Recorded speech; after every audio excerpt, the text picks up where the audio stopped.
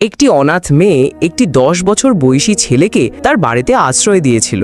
মেয়েটি ছেলেটির সঙ্গে বন্ধুত্ব গড়েছিল এবং তার সঙ্গে অনেক সময় কাটাতো। কিন্তু একদিন সেই ছেলেটি এমন কিছু করল যার পর কয়েক মাস পর মেয়েটির পেটে একটি সন্তান বৃদ্ধি পেতে শুরু করল। গ্রামবাসীরা হাসাহাসি করেছিল এবং তাচ্ছিল্য করেছিল। তবে মেয়েটির কাছে তাদের প্রশ্নের কোনো উত্তর ছিল না, কারণ সে কখনোই কোনো পুরুষকে স্পর্শ করেনি। তাহলে এটি কি সত্যিই সেই ছেলের সন্তান ছিল? জানতে চাইলে পুরো গল্পটি শুনুন। এই গল্পটি চন্দ্রপুরের এক নির্জন কিন্তু রহস্যময় গ্রামের, যেখানে প্রতিটি ছায়া একটি রহস্য লুকিয়ে রাখত। শহরের ঝলমলে আলো বা জীবনের ব্যস্ততা এখানে ছিল না। পাহাড়ের কোলে বসা এই গ্রামটি সবুজে ঢাকা, প্রাকৃতিক শান্তিতে ডুবে থাকত। গ্রামের এক কোণে একটি কুঁড়ে ঘর ছিল, যেখানে রুবিনা থাকত, এক সরল, একাকী এবং নীরব মেয়ে। তার জগৎ ছিল তার আঙুরের বাগান, যা তার বাবা মায়ের মৃত্যুর পর উত্তরাধিকার সূত্রে পেয়েছিল। সে একাকিত্বের সঙ্গে অভ্যস্ত হয়ে গিয়েছিল। না কোনো সখী ছিল, না কোনো সম্পর্ক, না কোনো মনের আনন্দ। প্রতি সকালে সে সূর্য ওঠার আগে বাগানে যেত, তার কোমল হাতে আঙুর তুলত, তারপর বাজারে বিক্রি করে আসত। রুবিনা সম্পর্কে গ্রামে একটাই কথা প্রচলিত ছিল, সে আঙুরওয়ালি মেয়ে, সব সময় একা থাকে, কিন্তু তার আঙুর খুব মিষ্টি। একদিন রুবিনা যখন বাগানে আঙুর তুলছিল, হালকা রোদ গাছের ডালপালা ছুঁয়ে মাটিতে পড়ছিল, পাখিরা কিচিরমিচির করছিল, আর রুবিনা তার চিন্তায় ডুবেছিল। তার মুখে ক্লান্তি আর নীরবতার ছায়া ছিল, যেন কোনো গভীর কথা তার মনে চাপা ছিল।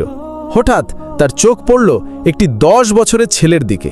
সে সাধারণ ছেলেদের মতো ছিল না, না দুষ্টু, না হইচই করা। নীরবে বসে রুবিনার দিকে তাকিয়েছিল। তার চোখে অদ্ভুত নিষ্পাপতা ছিল।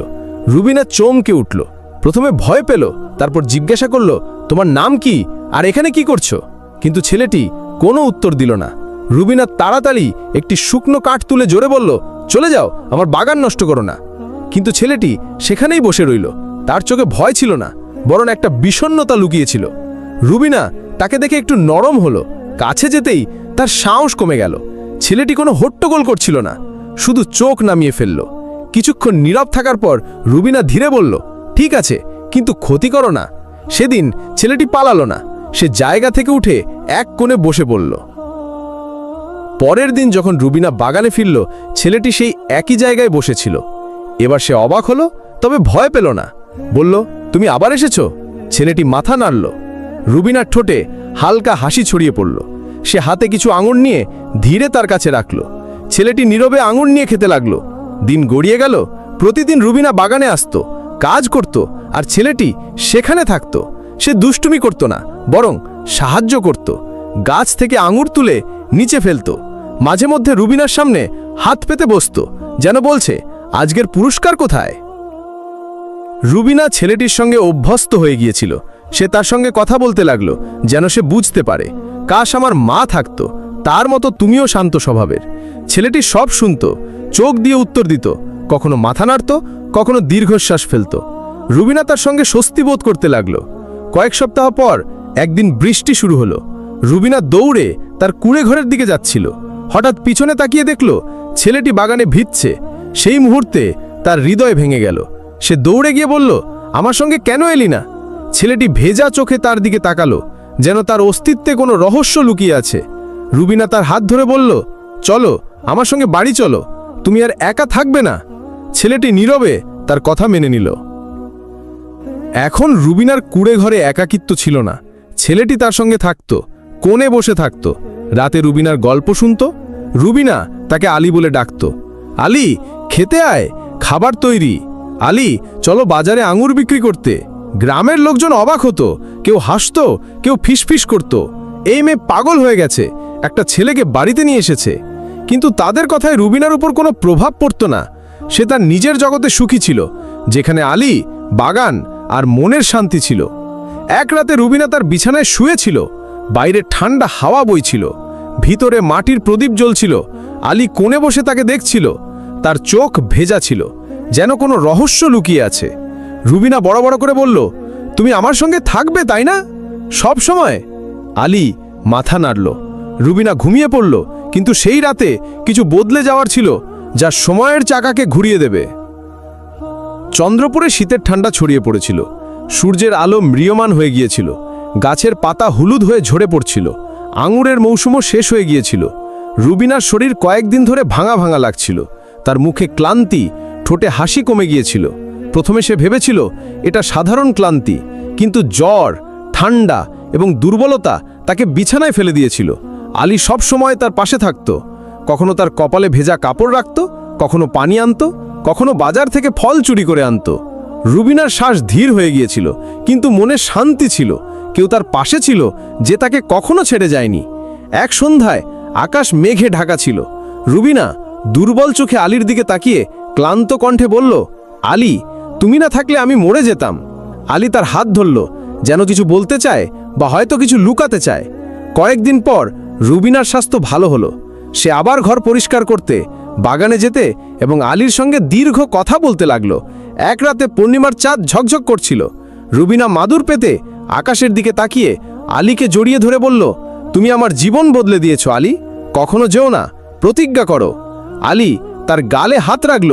তার চোখ কিছু বলতে চাইছিল। রুবিনা তাড়াতাড়ি ঘুমিয়ে পড়ল, আর সেই রাতে তার ঘুম গভীর ছিল। রাতের শেষ প্রহরে বাইরে নীরবতা ছিল। হাওয়া থেমে গিয়েছিল। প্রদীপের শিখা ম্রিয়মান হয়ে গিয়েছিল। রুবিনা গভীর ঘুমেছিল, হয়তো স্বপ্নে বা এমন বাস্তবে যার সম্পর্কে তার কোনো ধারণা ছিল না। আলী তার কাছে এলো। তার চোখে কিছু বদলে গিয়েছিল। তার আচরণ ভিন্ন হয়ে গিয়েছিল। সে রুবিনার কপালে হাত রাখল। তারপর এমন কিছু করল যার সম্পর্কে রুবিনার কোনো ধারণা ছিল না।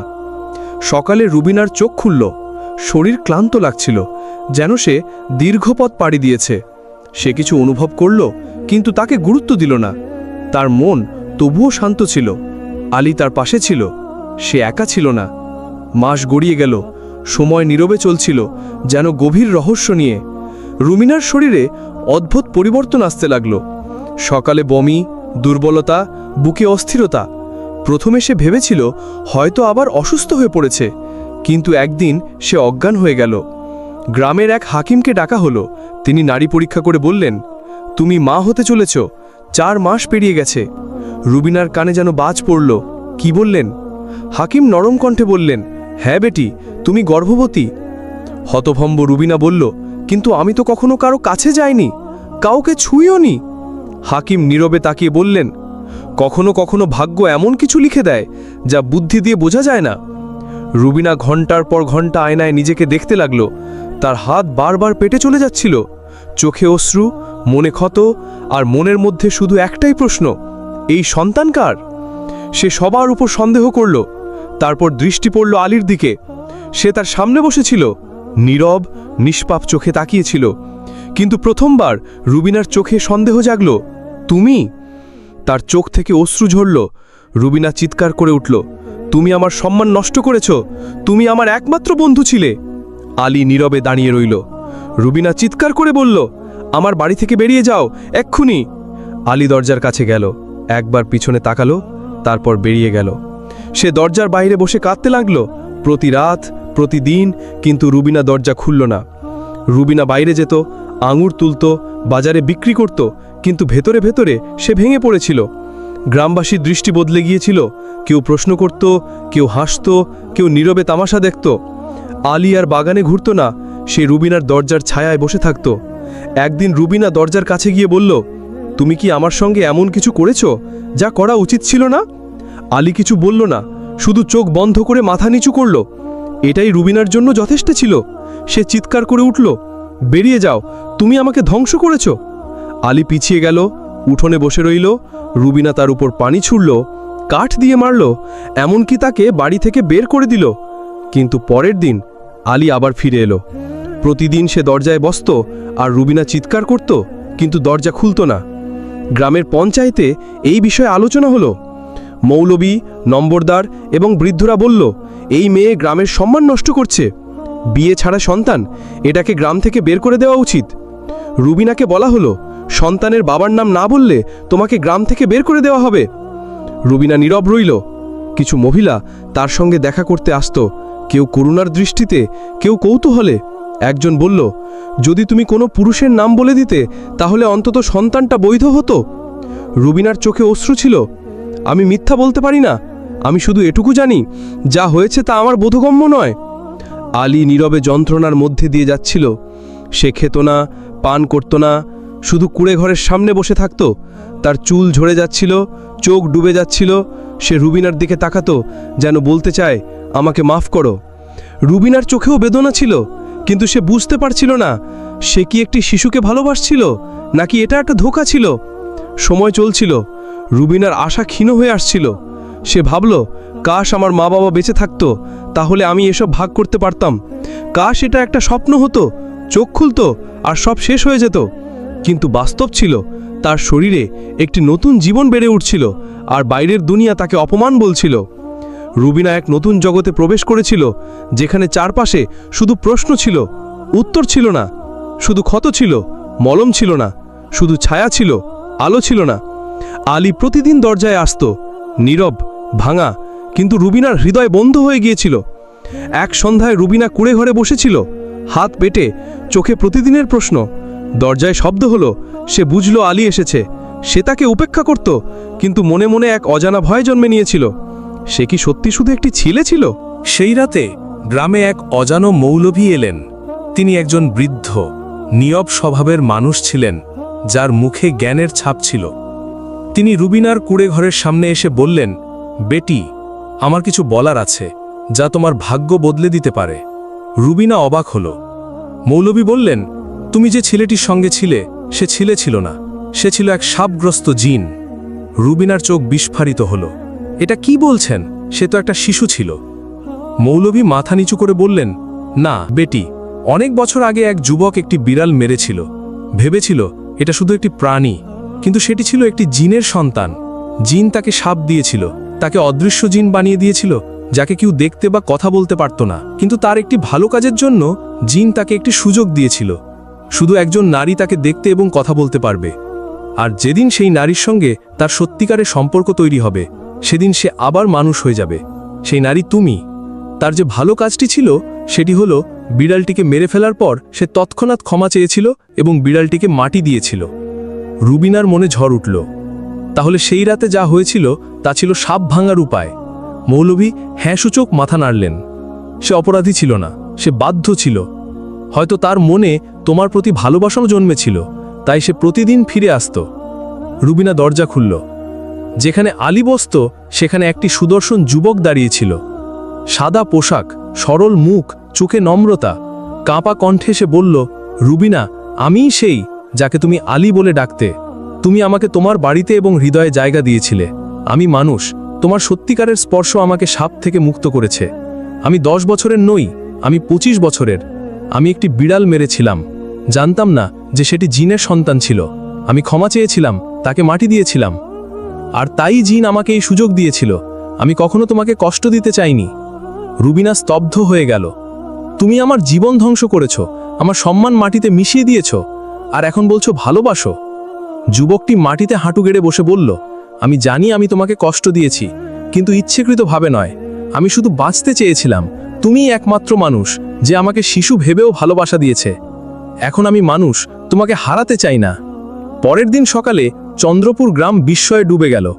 লোকজন দেখল রুবিনার দরজায় এক অজানো সুদর্শন যুবক দাঁড়িয়ে আছে। আর রুবিনা, যাকে গতকাল পর্যন্ত অপমানিত হতে হয়েছিল, আজ মাথা উঁচু করে তার পাশে দাঁড়িয়ে আছে। মৌলভী গ্রামবাসীদের বললেন, তোমরা যা ভেবেছিলে তা ভুল ছিল। যাকে শিশু ভেবেছিলে সে মানুষ ছিল। রুবিনাকে অপরাধী ভেবেছিলে, কিন্তু সে কারো ভাগ্যের আলো হয়ে উঠেছে। মহিলারা লজ্জিত হলো, পুরুষরা চোখ নামিয়ে ফেলল। রুবিনা সবাইকে দেখে বলল, তোমরা আমার উপর অত্যাচার করেছ, কিন্তু আমি কারো কাছে হিসাব চাই না, কারণ আমার ভালোবাসা ফিরে এসেছে। কয়েকদিন পর রুবিনা এবং যুবক, যার নাম এখন সেলিম রাখা হয়েছিল, তাদের বিয়ে হলো। মৌলভী নিকাহ পড়ালেন। যারা তাকে তাচ্ছিল্য করেছিল তারা দোয়া দিল। বিয়ের পর সেলিম রুবিনার হাত ধরে বলল, তুমি আমাকে মুক্তি দিয়েছ, আমি তোমাকে জীবন দেব। রুবিনার চোখে অশ্রু ছিল, কিন্তু তাতে এখন আর বেদনা ছিল না, সুখ লুকিয়েছিল। কয়েক মাস পর রুবিনা একটি সুন্দর সন্তানের জন্ম দিল। গ্রামে প্রথমবার এক কুমারী মায়ের সন্তান এত সম্মান পেল। সন্তানটি ছিল ভালোবাসা, ত্যাগ এবং ক্ষমার প্রতীক। সেলিম প্রতিদিন আঙ্গুরের বাগানে কাজ করত, রুবিনা তার সঙ্গে থাকত। কুঁড়ে ঘরটি তখনও ছিল, কিন্তু তাতে এখন আর একাকিত্ব ছিল না, ছিল ভালোবাসা। সন্ধ্যার সময় সূর্যের কমলা আলো আঙুরের উপর ঝকঝক করছিল। রুবিনা আর সেলিম তাদের সন্তানের সঙ্গে বসেছিল। সেলিম ধীরে বলল, তুমি আমাকে একাকিত্ব আর সাপ থেকে মুক্ত করেছ, এখন আমরা চিরকাল একসঙ্গে থাকব।